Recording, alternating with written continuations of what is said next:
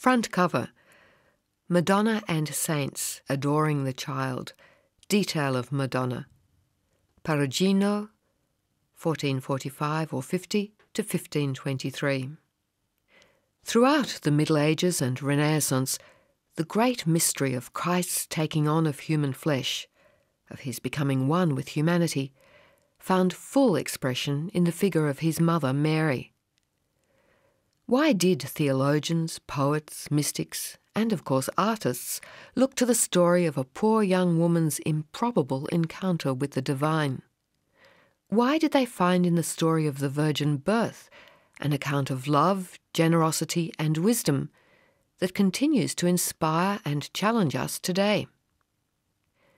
Like a window admitting light on a profound secret, this detail of the Virgin in prayer from Perugino's painting of the Virgin adoring the Child with two saints hints at some of the reasons why the Virgin, the Mother of God, remains a portal to the divine.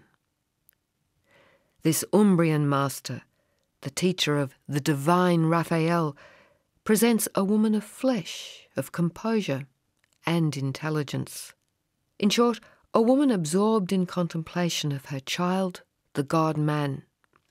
Never has the quest to lose oneself in God appeared so completely human and totally natural. This woman reminds us of our share in the divine gift of life in Christ. January, the Sacrament of Extreme Unction, Nicolas Poussin, 1594 to 1665. Nicolas Poussin is depicting here the administering of the final sacrament, which we know today as the Sacrament of Healing. He locates the scene in a setting that's remote both from us and from the original 17th century audience for this work. The painting comes from Poussin's cycle of the 7 sacraments, which he painted between 1637 and 1642 for a distinguished Roman patron, Cassiano del Pozzo. The clarity, balance and reverence for classical tradition which this painting exudes soon led to a commission for a second series on the same subject. Poussin invests the scene of mourning with dignity. At the centre of the painting, the figure of the dying man stretched out on the bed creates a strong horizontal accent. He is surrounded by figures whose actions and facial expressions convey the contradictory emotions of grief at the loss and hope in the efficacy of the sacrament. Despite the references to a distant past in the classically inspired architecture and costume, the timeless power of the Christ's presence in the sacrament is evoked through symbols. Light, oil and prayer, symbols of healing and new life in Christ then as now, reassure us of the presence of God in our world through all time. February. The Presentation in the Temple by Lorenzo Monaco, who was born around 1370. He died in 1425. The size and shape of this small panel indicate that this painting originally formed part of the predella, the lower horizontal section of an altarpiece. Traditionally, this lower area of an altarpiece depicted stories from the lives of the saints who were pictured above. This scene shows Christ's presentation in the temple.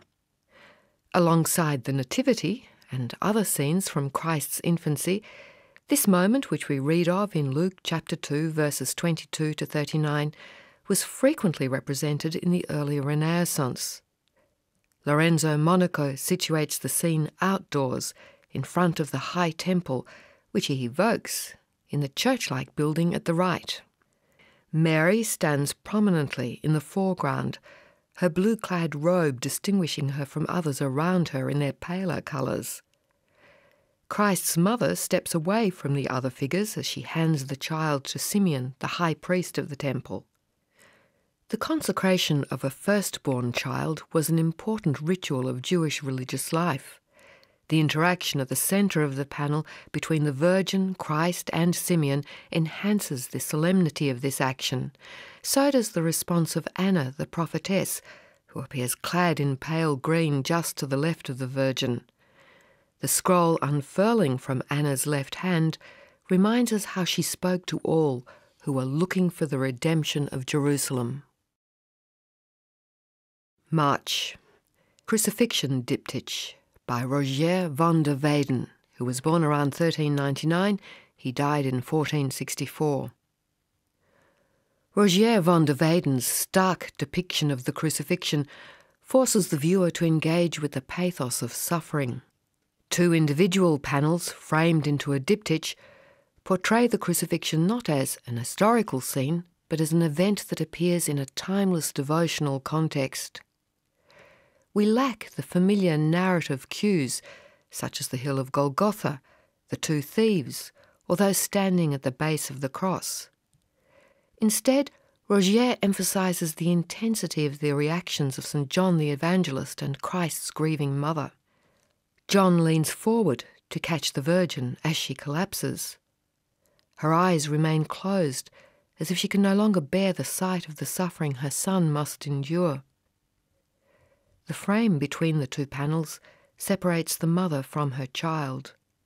Rogier uses this division to suggest a deeper spiritual bond which unites the desolate scenes. Both Mary's head and Christ's head fall downward like mirror images. It is as if this gentle bodily motion symbolises the ineradicable union of mother and son.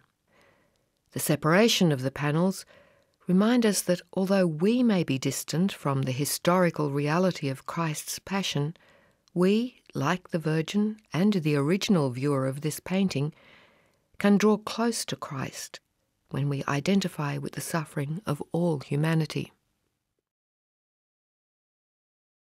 April. Annunciate Virgin by Leonardo da Vinci, 1452 to 1519. The theme of the Annunciation in Christian art has a rich tradition. Artists employed a variety of symbols to evoke the mystery of Mary's acceptance of God's invitation to become the Mother of God. Leonardo reveals the Virgin momentarily interrupted during her reading. She registers the angel's presence in her gesture of greeting. The astounding message that the angel delivers seems not to disturb an atmosphere of calm serenity. Indeed, the Virgin's fingers have not moved from the place in the text that marks the passage she was reading. Tradition taught that Mary was reading the prophet Isaiah. "Behold, a virgin shall conceive and bear a child." Leonardo bathes the figure of the Virgin and her surroundings in a light that caresses equally skin, stone, plant life, and distant mountain. All creation is enveloped in the stopped moment of God's inbreaking presence amongst us. May. Visitation by Domenico Ghirlandaio, 1448 to 1494. The Feast of the Visitation commemorates the event about which we read in Luke chapter 1, verses 36 to 56. We learn there how two women, in equally mysterious and miraculous ways, have become pregnant. Mary, the younger woman, travels to visit her much older cousin Elizabeth, who lives with her husband Zachariah in the city of Judah. Ghirlandaio recreates the moment when the two women greet each other, presumably after a long absence. The profound joy that each woman experiences from the new life growing within her finds expression in a central image, the women's act of embracing. In contrast to the social conventions of the time, it is Elizabeth, the older woman, who kneels in reverence and respect before her much younger cousin. Elizabeth's pose of homage perhaps also anticipates visually the great song that Mary is about to proclaim, the Magnificat. This hymn exalts the Lord, who raises up the most lowly, such as Mary herself, and gives comfort to those who are hungry and despised. Ghirlandaio is evoking the upending of the social order through the casting down of the mighty, and of the natural order through conception by a virgin. The artist reminds us that, like the bonds of love and empathy which unite Mary and Elizabeth, God's love will endure and sustain the two mothers and us. June, the Raising of Lazarus by Luca di Tomei, 1330 to around 1389. Born in Siena in 1330, Luca di Tomei inherited the artistic tradition of his great predecessor, Duccio. Luca's interpretation of the story found in John's Gospel of the raising of Lazarus follows faithfully Duccio's earlier composition. Luca borrows features such as the rocky setting and the grouping of Christ and the disciples at the left of the panel. These figures stand directly opposite Lazarus, who appears at the entrance of the rock-cut vertical tomb. As Christ and Lazarus face each other across space, the drama of their interaction is mirrored in the reaction of the crowd. The disciples turn toward each other, their faces registering their shock and awe. Others in the crowd strain to get a better view of the scene, while the man standing next to the tomb holds his hand to his nose. This act of revulsion graphically conveys the earthy drama of this miracle.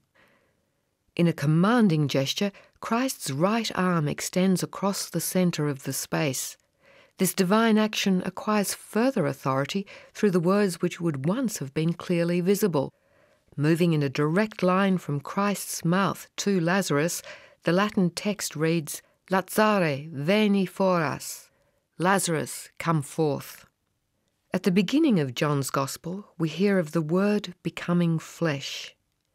Here, Luca reminds us of the gift which God made to creation through the person of Jesus. He shares our flesh and gives freely his gift of divine life. July, Madonna and Saints Adoring the Child by Perugino, 1445-50 to 1523. Perugino, the teacher of Raphael, is celebrated for his paintings of the Virgin. This detail, from a small devotional panel now in the Pierpont Morgan Library in New York, evokes a mood of gentle contemplation. The two saints kneeling on either side of the Virgin reinforce the atmosphere of prayer. Nothing in the scene distracts them or the viewer from the focus of the figure's devotion, which of course we must imagine. Perugino swathes his figures in garments whose weight and gently falling folds convey a vivid physical presence. A soft, atmospheric light binds the foreground figures to the landscape in the distance and persuades us visually of a deeper unity which unites us with the Virgin and saints before us. What hopes and what fears do we, like them, bring to the Christ child? Of course, because here we see only a detail of the larger painting, we must rely on our imaginations to complete the scene. Sometimes even a partial glimpse of the sacred can be enough to nurture us on our journey. August, Assumption of the Virgin by Fra Angelico, 1387 to 1455. Throughout the Middle Ages and Renaissance, the status of Mary as Mother of God found expression in the lives of everyday women and men. Paintings in churches, in people's homes and public buildings often included an image of the Virgin. How was people's faith shaped by these paintings? Fra Angelico's depiction of the Assumption of the Virgin comprises this central scene as part of a larger panel. The Dominican friar painter celebrates the moment when the Virgin passes from earthly life to her heavenly home. To do so, he deploys a gorgeous coloristic display of the most exquisite shades of blue, red and green. Mary stands full length, encircled by angels, her form radiating light. Meanwhile, the hues of the garments worn by those angels further from the Virgin appear more saturated in luminous colour. This dispersion of colour from centre to periphery evokes symbolically the mystery of redemption as it radiates throughout the world. Like the love that issues forth from Christ to transform all creation, Mary emits a force field of love of such intensity that it cannot be contained. Light emanating from Mary passes through a painterly metamorphosis into dazzling colour. The light radiating from her garment seems to suffuse the entire space, just as God's love suffuses this world. The beauteous pigments of this painting make the Virgin live for us through a theology transmuted into colour. September, the return of the prodigal son by Guercino, 1591 to 1666. The Bolognese artist Guercino captures the drama of the reconciliation between father and son in his version of the parable of the return of the prodigal son. With gentleness, the father draws his remorseful son towards him. His embrace signals the father's love and concern for this wayward son. Note how Guercino contrasts the young man's torn and tattered shirt with the rich fabric of the father's tunic and cloak. The contrast underlines how far the son had fallen from a life of wealth and privilege. Guercino hints at the vulnerability of the young man. His exposed left arm and chest remind us of the hardships he has endured. Even the pigs he tended received better treatment than him. Meanwhile, in the background, the presence of another figure, whom we identify as the older brother, reminds us of the disgruntled son's role in the parable. In depicting him with his hands clasped, as if to suggest his inner turmoil at the return of his younger brother, Guercino manifests the good son's anguish and resentment. As this parable teaches, God's love and forgiveness knows no bounds or conditions. It embraces both sons and us. Like the depiction of the rejoicing father in this painting, such love is generous, gentle, and never reproachful. October, Christ and the Samaritan Woman by Duccio di Buoninsegna, born around 1260. He died in 1318. The panel by the great medieval Sienese master, Duccio, leads us into a devotional and cultural world where the influence of Byzantine art had continued to hold sway in Europe, especially in Italy. Sienese artists admired and sought to replicate the elegance, technical precision, and glowing colours typical of Byzantine art. Like many other Sienese artists, Duccio sought above all to imbue traditional subjects, like Christ and the Samaritan Woman, with a haunting beauty that derived from Byzantine art. In this painting, Duccio depicts the encounter between Christ and the unnamed woman with simplicity and solemnity. Christ appears seated on a fine marble well. The woman who stands opposite him engages directly with Christ in conversation. Duccio suggests the intimacy and respectfulness of this encounter between two people who in that society have no business speaking together. Both Christ and the woman stand a little apart from each other. Note, though, how after the man and the woman have established contact through shared glances and gestures, this action appears to collapse the physical and perhaps temporal space, which separates not only Christ and the woman from one another, but also separates us from this moment. We observe that the woman carries a jar on her head, as well as a metal pot that was used to draw water from the well. It's unclear which moment of the meeting Duccio has portrayed. Has the woman just arrived, or is she about to return to her village to spread the news of her life-changing encounter? Duccio gives us a clue in the detail of the apostles. They're depicted returning with food at the right of the scene. The figures in the front hold loaves of bread in their cloaks.